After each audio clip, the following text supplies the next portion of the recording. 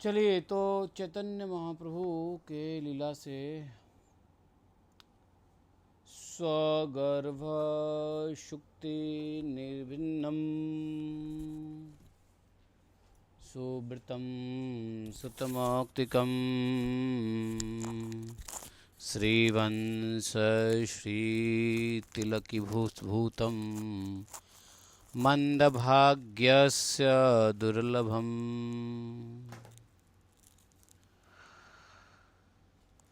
सची रूपी सीपी के भाग्य का सराहना कौन कर सकता है, जिसमें निमाई के समान संसार को सुख शांति प्रदान करने वाला बहुमूल्य मोती पैदा हुआ। सची की समझ में स्वयं नहीं आता था कि यह बालक कैसा है। इसकी सभी बातें दिव्य हैं, सभी चेष्टाएं अलौकिक है। देखने में तो यह बालक सा प्रतीत होता है, किंतु बातें ऐसी करता है कि अच्छे अच्छे समझदार भी उन्हें सरलतापूर्वक नहीं समझ सकते थे। कभी तो उसे भ्रम होता और सोचने लगती यह कोई छद्म भेष बनाए महापुरुष या देवता मेरे यहाँ क्रीड़ा कर खेल कर रहे हैं। और कभी कभी मातृ स्नेह के कारण सब कुछ भूल जाती थी। एक दिन माता ने देखा कि घर में बड़े जोरों का प्रकाश हो रहा है अपने आप, और बहुत से तेजपूर्ण दिव्य दिव्य पुरुष निमाई की पूजा और स्तुति कर रहे हैं। यह देखकर माता को बड़ा भय हुआ। पहले तो जल्दी से घर से भीतर गई। घर के भीतर जहाँ पे प्रकाश हो रहा था और दिव्य पुरुष लोग निमाई की पूजा स्तुति कर रहे थे, तत् घर के भीतर जाकर के उन्होंने देखा कि निमाई सुखपूर्वक शयन कर रहे हैं। यह बात सची देवी ने अपने पति पंडित जगन्नाथ मिश्र से कही। मिश्रा जी ने कहा कि हम तो पहले ही जानते थे यह बालक कोई साधारण पुरुष नहीं है। इसी प्रकार एक दिन आंगन में झंडा, ध्वजा, वज्र, कुश आदि शुभ चिन्हों से चिन्हित छोटे छोटे पैरों को देखकर सची देवी को बड़ा आश्चर्य हुआ।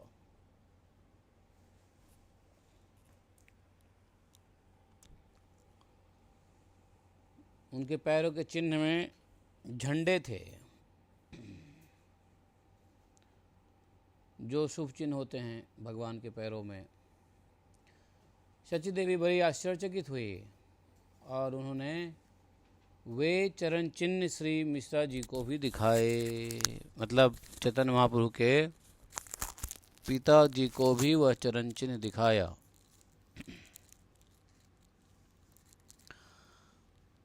दोनों भाग्यवान दंपति सची माता और मिश्रा जी ने उन चरणों की धूलि अपने मस्तक पर चढ़ाई। जगन्नाथ मिश्र कहने लगे, मालूम पड़ता है घर के बाल गोपाल ठाकुर सशरीर आंगन में घूमते हैं। यह हम लोग का परम सौभाग्य है। इतने में ही उन्होंने निमाई के छोटे छोटे पैरों में भी वही चिन्ह दिखे। जगन्नाथ मिश्र जी पंडित नीलांबर चक्रवर्ती को बुलाकर लाए और निमाई के हाथ तथा पैरों की रेखा उन्हें दिखाई। नीलांबर चक्रवर्ती चैतन्य महाप्रभु के नाना जी थे, तो उनके पिताजी मिश्रा जी, जगन्नाथ मिश्रा जी, अपने ससुर जी को नीलांबर चक्रवर्ती जी को बुला कर लाए और निमाई का हाथ और पैरों की रेखा उन्हें दिखाई। सब देखकर चक्रवर्ती महाशय बोले, हमने उसी दिन जन्म कुंडली ही देखकर कह दिया था कि यह कोई बालक साधारण नहीं है। भविष्य में इसके द्वारा संसार का बड़ा कल्याण होगा। एक दिन जगन्नाथ मिश्र ने निमाई से कहा, बेटा भीतर से पुस्तक तो ले आ। निमाई हंसते हुए भीतर चले गए और मिश्र जी को ऐसा लगा कि मानो नुपुर की मधुर ध्वनि निमाई के पैर में से होती हुई जा रही है। उन्होंने सची देवी से पूछा कि भाई निमाई को नूपुर तुमने पहना दिए हैं क्या? सची देवी ने कहा नहीं तो, नूपुर तो मैंने नहीं पहनाया, देखते नहीं हो नूपुर की ध्वनि निमाई के पैरों से होती हुई आ रही है। इसके पैरों में सिवाय कंडूलों के तो और कुछ भी नहीं है। जगन्नाथ मिश्रा जी साहब समझकर चुप हो गए। निमाई पुस्तक रखकर चले गए। एक दिन ये बात अपनी माता से किसी बात पर झगड़ बैठे। बचपन की चंचलता थी,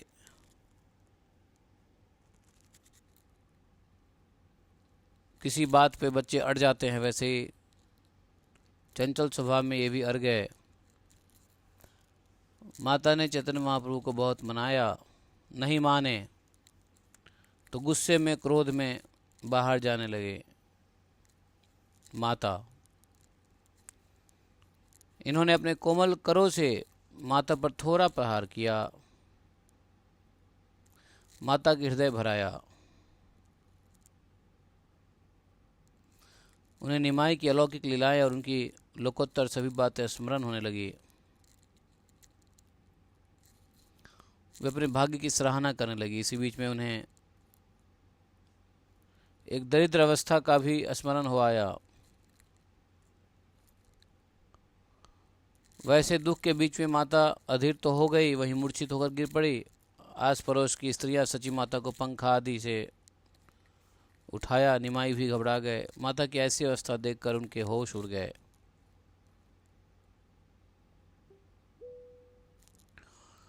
वे स्त्रियों से पूछने लगे कि माता किस प्रकार अच्छी हो सकेंगी।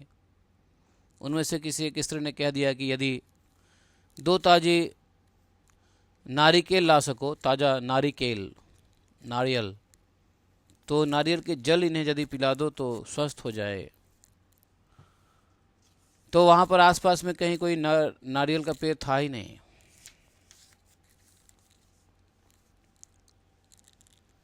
चैतन्य महाप्रभु दौड़े बाहर। निमाई थोड़ी देर में दोनों हाथों में 2 नारियल के पेड़ लेकर के वापस आए घर में, और नारियल के को फोड़ करके उसमें से जल निकाल के माता जी के मुंह में डाला गया। तो धीरे धीरे वे होश में आने लगी।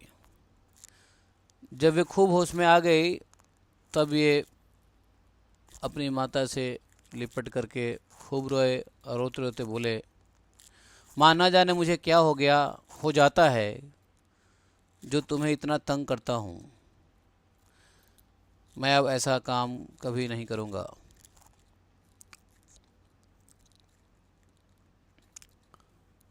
तो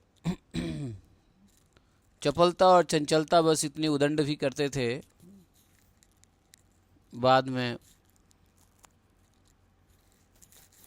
माता को मनाते भी थे कि मैं अब ऐसा नहीं करूँगा। लेकिन मुझे कुछ आवेश हो जाता है, ऐसा कुछ होता है कि मैं नहीं चाहते हुए भी आपको तंग करने लग जाता हूँ।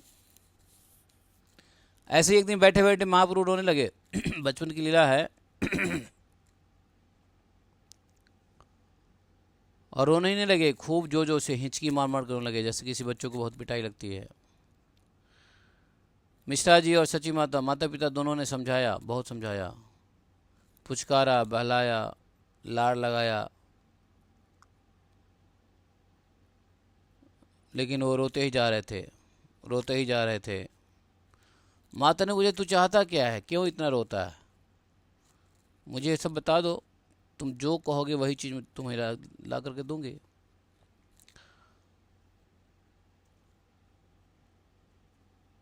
तो चैतन्य महाप्रभु रोते रोते बोले कि जगदीश और हिरण्य पंडित के घर जो आज ठाकुर जी के लिए नैवेद्य बना है, उसे ही लेकर हमको वही चाहिए।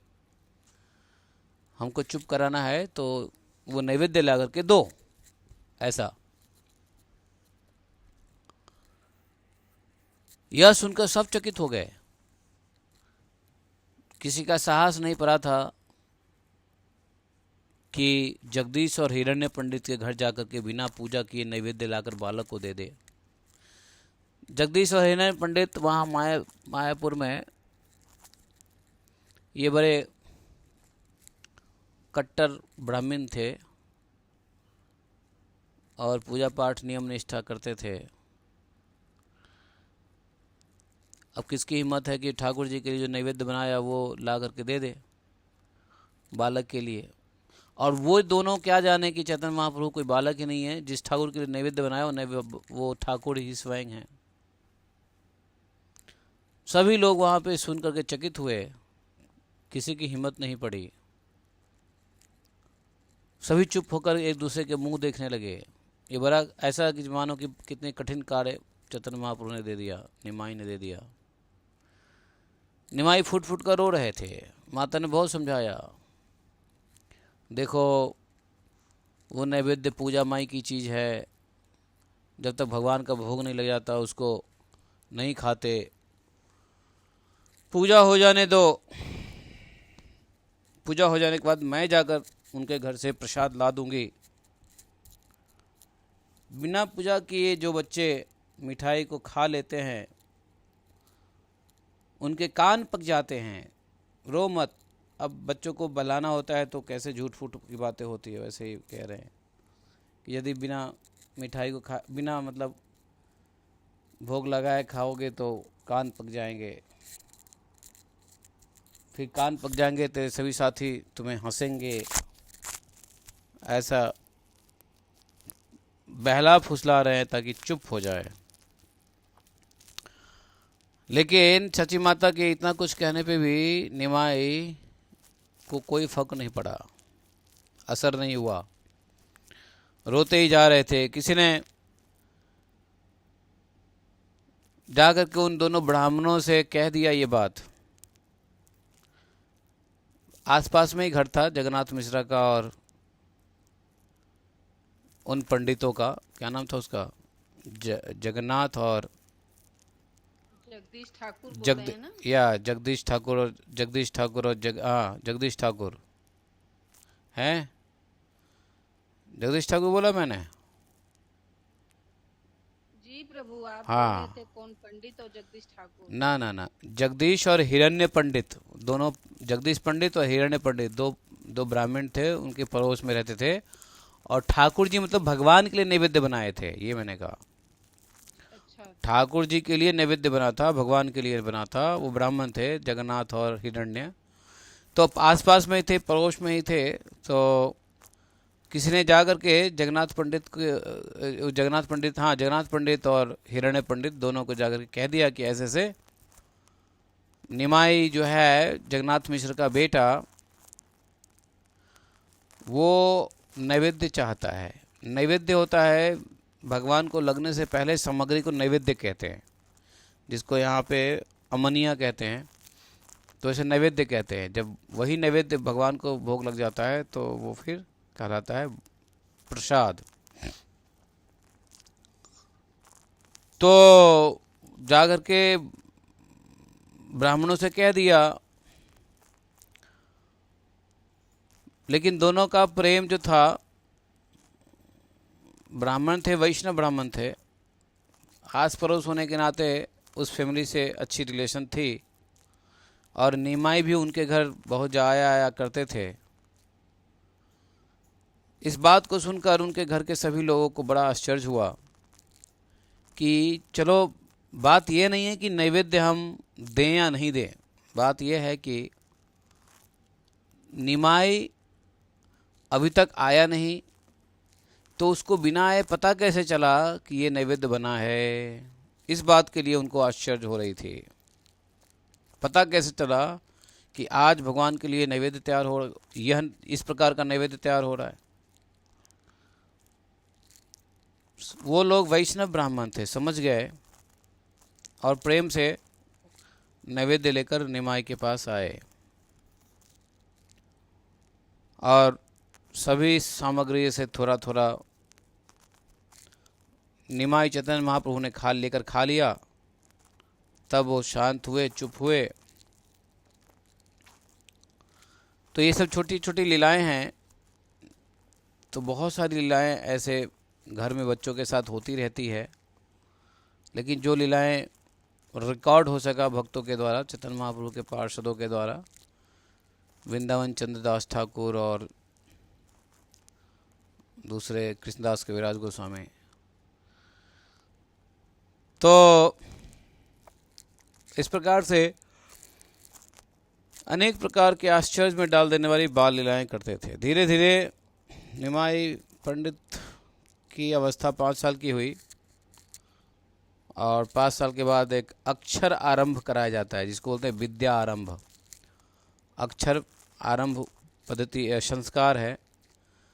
तो लिखने के लिए हाथ में पट्टी और खड़िया दिया। खड़िया जानते हो? पेंसिल, पेंसिल को खड़िया बोलते हैं।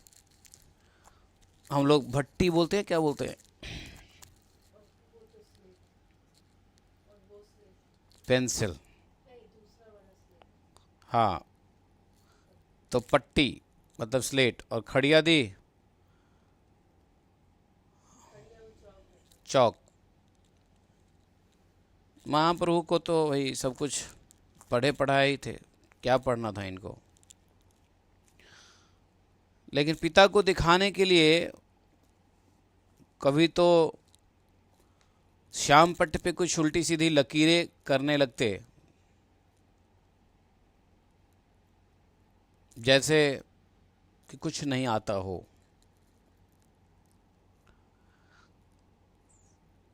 और वो जो चौक होता था, चौक वाइट कलर का, वो शरीर पर मल लेते थे और सर के ऊपर लंबी लंबी, माथे के ऊपर लंबी लंबी तिलक लगा लेते थे।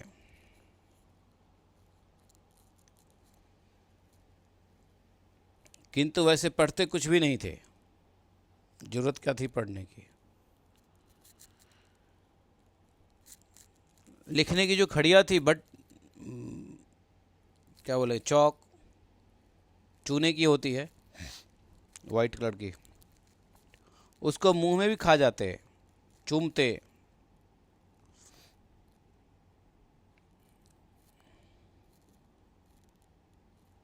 शरीर पे मल लेते।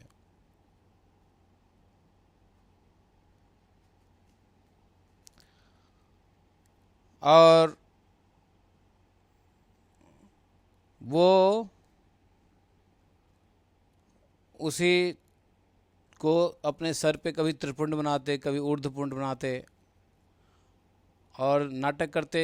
माता के पास जाके भिक्षाम देही, कहते माता तुम्हारे घर पे एक सन्यासी आया है, चलो भिक्षा दो। खुद को सन्यासी बोलते। एक परम वैष्णव आया है, कुछ भिक्षा देगी क्या? माता जब देखती कि इतना तिलक उलक लगा रखा है उल्टे सीधे, हंसती, गोद में उठाकर प्रेम करती, कहती बेटा उपद्रव इतनी नहीं करनी चाहिए, तुमको पिताजी ने दिया है पढ़ने के लिए, अभ्यास करने के लिए। पढ़ने की चीज़ है, पढ़ने की चीज़ को तुम किस प्रकार से दुरुपयोग करते हो। कुछ पढ़ना लिखना भी ज़रूरी है ना।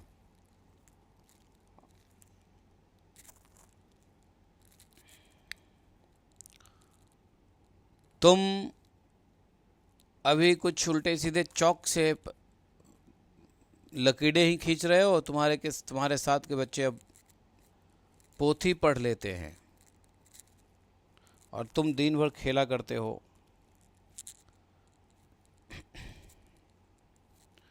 माता की बातों को सुन लेते और मुस्कुरा करके फिर भाग जाते खेलने के लिए।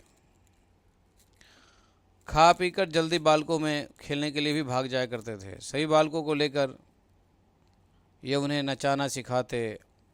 3-3, 4-4 बालक मिलकर हाथ पकड़ पकड़ कर नचाते। घूमते घूमते कभी चक्कर आने से धूली में गिर पड़ते, कभी ऊपर हाथ उठाकर हरि बोल खूब सबको नाचते नचाते। इसके साथ साथ और भी बालक उनके साथ हरि बोल करते। खेलने में नंबर 1, पढ़ाई लिखाई करनी नहीं, क्योंकि पढ़ाई की जरूरत ही नहीं चैतन्य महाप्रभु को। रास्ते चलने वाले लोगों को भी खेलों को देखकर खड़े हो जाते, ये बच्चे बच्चे जो खेल करते हैं उसको राहगीर भी चल के खड़े हो जाते थे देखने के लिए, घंटों इनकी लीलाएं को देखा करते हैं और जिस देखते शुद्ध बुद्ध खो देते। बहुत से विद्वान पंडित भी उधर से निकलते। बच्चों के साथ निमाई को नाचते देखकर वे अपनी पुस्तक की विद्या पर बड़ी लज्जा आती उनको। उनका भी जी चाहता था कि सब कुछ छोड़ के इन बच्चों के साथ नृत्य करने लगे, किंतु लोक लज्जा के कारण वो विद्वान पंडित जो वहाँ से गुजर रहे होते थे वो नाच नहीं रहे। लोक लज्जा उनको ऐसा करने से विवश करती है, क्योंकि उस समय चैतन्य महाप्रभु के समय शंकराचार्य फिलॉसफी बहुत ऑल परवेडिंग था, मायावादी फिलॉसफी। उसमें वेदांती लोग होते थे, तो वेदांती लोगों में जोर से जप करना, नाचना, गाना, ये सब वेदांती लोग का ये है कि ब्रह्म पे ध्यान दो, ध्यान, जप, मौन, ये सब उनका सिस्टम होता था। और यदि वो नाचने गाने लगे तो उनके समाज में बड़ी बेइज्जती, फजीहत, लज्जा आती। इसलिए उनका मन तो ललचाता था कि हम भी इनके साथ, ये क्या ज्ञान के चक्कर में फंसे हुए हैं, इनके साथ हम भी नाचें, लेकिन वो नाच नहीं सकते हैं लज्जा के कारण। चैतन्य महाप्रभु अभी बालक हैं, उनको नचा भी नहीं सकते हैं, बड़े हो तो नचा दें, अभी बालक ही है, लीला करनी है। तो इस प्रकार सभी प्रकार के खेलों में कुछ न कुछ लीलाएं की शिक्षा देते रहते थे। पिताजी चाहते थे कि ये पढ़ाने की कोशिश करते थे, लेकिन जितना वो पढ़ाने की कोशिश करते थे उतने ही चैतन्य महाप्रभु पढ़ने से भागते थे। धीरे धीरे अवस्था चैतन्य महाप्रभु की बड़ी हुई। बालक जब छोटा होता है तब नटखट होता है, जब बड़ा होता है तो धीरे धीरे गंभीर और उसकी चंचलता समाप्त होने लग जाती है। लेकिन ज्यों ज्यों इनकी अवस्था बड़ी होती जाती थी, चंचलता भी पहले से अधिक बढ़ती जाती थी।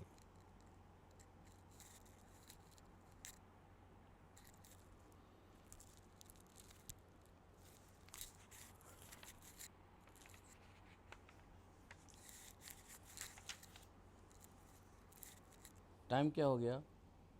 9:30 हो गया। ठीक है, तो कुछ लीलाएं अलौकिक बालक की लीलाएं हुई। इस अलौकिक लीला इस लीला से उनको समझ में आ गया कि बालक साधारण नहीं है, अलौकिक है।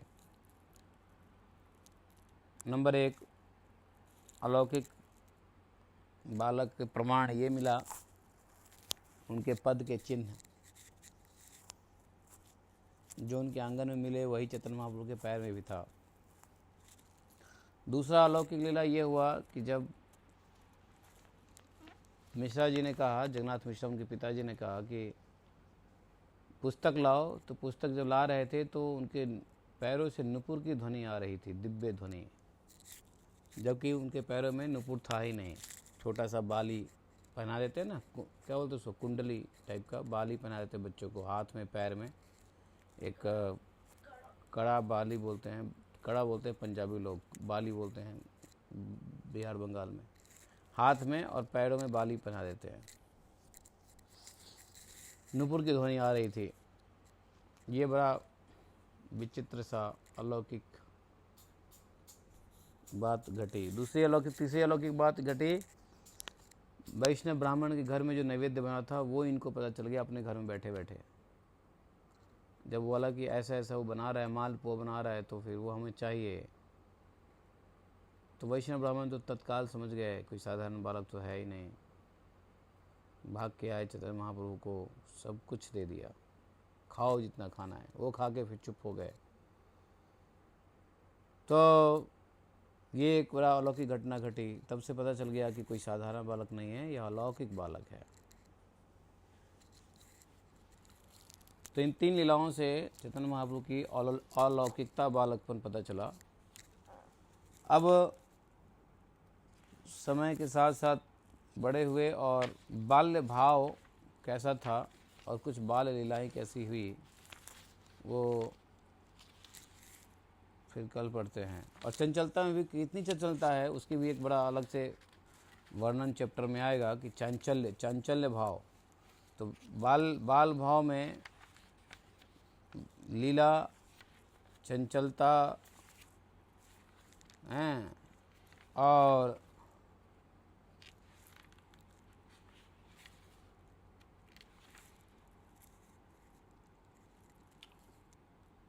तो ये सब हम लोग कल बाल्य भाव कल पढ़ते हैं। आज ये 3 लीलाओं को समझ करके समझो। उनको लगा कि ये बालक असाधारण है। नीलांबर मिश्रा बोले, मैं तो जानता था, आमी जानी जे निमाई साधारण बालक न सत्य आमी जाने, ऐसा नीलांबर चक्रवर्ती ने कहा। तो इस प्रकार से चैतन्य महाप्रभु के माता पिता को समझ में आ गया। तो बाल्य भाव और बाल्य लीला की कुछ और भी घटनाएं हम लोग कल सुनेंगे। आज के इतना ही, 9:30 हो गया, सो जाओ। जय श्री कृष्ण चैतन्य प्रभु नित्यानंद श्री अद्वैत गदाधर शिवासादि गौर भक्तवृंद। हरे कृष्णा कृष्ण कृष्ण हरे हरे, हरे राम राम राम हरे हरे। तो ठीक है, सुबोधनी प्रजापत, क्या बात है, अभी तक क्या कर रहे हो, सोए नहीं? 9:30 अरे हो। प्रभु, हमारा तो मॉर्निंग है अच्छा मॉर्निंग है, ओके। क्या जी। हरे कृष्णा, दंडवत प्रणाम धन्यवाद। प्रभु। क्या टाइम हो गया उधर? 9